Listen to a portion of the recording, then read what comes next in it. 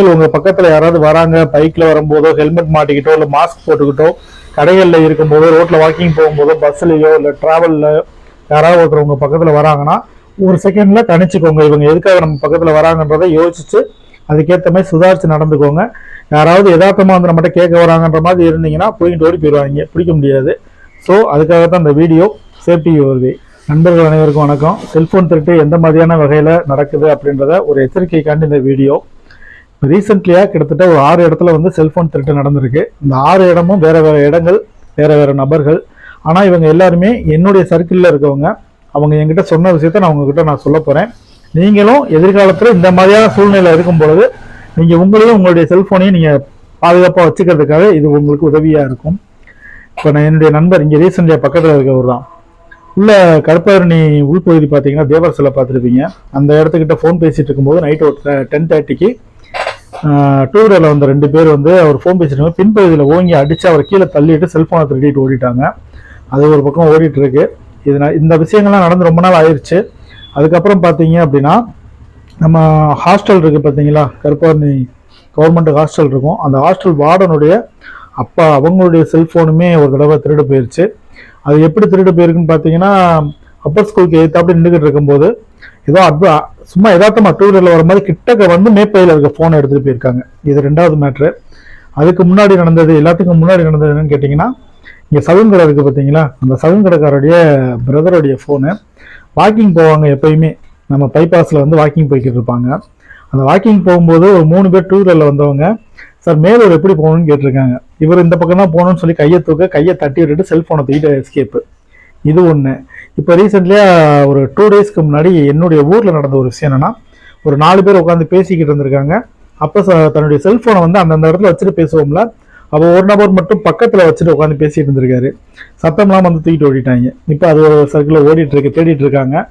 அதுக்கப்புறம் பார்த்தீங்கன்னா இதே மாதிரி நிறைய இடங்கள்ல நடந்துக்கிட்டு தான் இருக்கு. ஸோ உங்களுடைய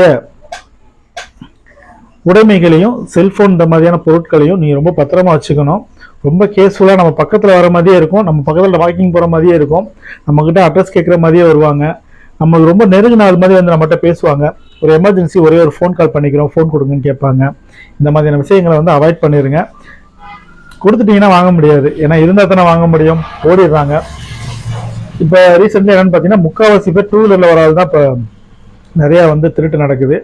ஸோ யாராவது டூ வீலரில் வந்து அட்ரஸ் கேட்குற மாதிரி கிட்டக்க வந்தாங்கனாலோ, உங்கள் கழுத்தில் இருக்க பொருள், கையில் இருக்க பொருள், செல்ஃபோன் இந்த மாதிரியான விஷயங்களை நீங்கள் ரொம்ப பத்திரமா வச்சுக்கணும்.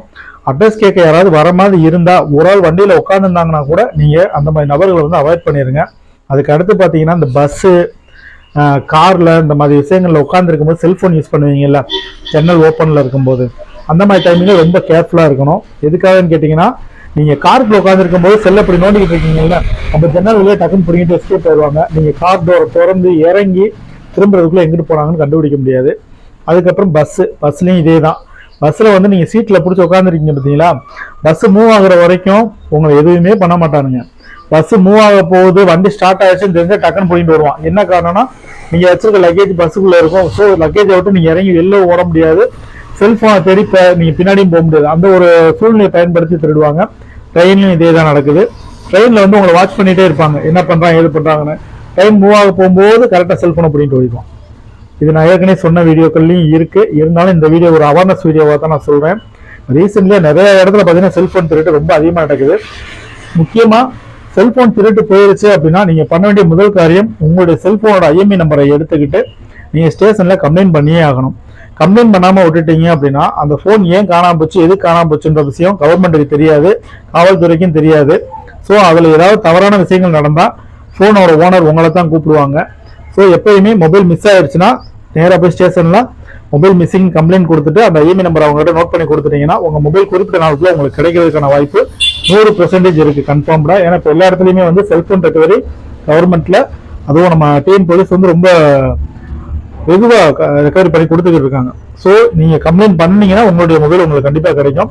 கம்ப்ளைண்ட் பண்ணுறதுல இன்னொரு நல்ல விஷயம் என்னன்னா, அக்யூஸ்டையும் அவங்க பிடிக்கிறதுக்கான வாய்ப்பு இருக்கு. ஸோ மொபைல் காணாமல் போச்சுனாலோ இல்லை எந்த பொருள் காணாமல் போச்சுனாலும் கம்ப்ளைண்ட் வந்து ஃபர்ஸ்ட் பண்ணிடுங்க. அது ஆன்லைன்லேயும் பண்ணிக்கலாம். நீங்கள் கூகுளில் போயிட்டு டிஎன் போலீஸ்ன்னு போட்டிங்கன்னா அதுலேயே உங்களுக்கு ஆன்லைன் வெப்சைட்லாம் காமிக்கும் என்ன பொருள் காணாமல் போயிருக்கு, எந்த இடத்துல நம்ம டீட்டெயில் கொடுத்தீங்கன்னா அவங்களே ரிசீவ் பண்ணிக்குவாங்க.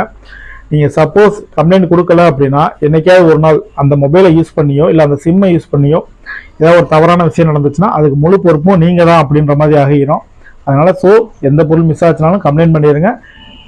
இந்த மாதிரி விஷயங்கள் இனிமேல் உங்கள் பக்கத்தில் யாராவது வராங்க, பைக்கில் வரும்போதோ ஹெல்மெட் மாட்டிக்கிட்டோ இல்லை மாஸ்க் போட்டுக்கிட்டோ கடைகளில் இருக்கும்போதோ ரோட்டில் வாக்கிங் போகும்போதோ பஸ்ஸுலையோ இல்லை ட்ராவலில் யாராவது ஒருத்தர் உங்கள் பக்கத்தில் வராங்கன்னா ஒரு செகண்டில் கணிச்சிக்கோங்க இவங்க எதுக்காக நம்ம பக்கத்தில் வராங்கன்றதை யோசிச்சு அதுக்கேற்ற மாதிரி சுதாரித்து நடந்துக்கோங்க. யாராவது யதார்த்தமாக வந்து நம்மகிட்ட கேட்க வராங்கன்ற மாதிரி இருந்தீங்கன்னா போயிட்டு ஓடி போயிடுவாங்க, பிடிக்க முடியாது. அதுக்காக தான் இந்த வீடியோ. Safety your way.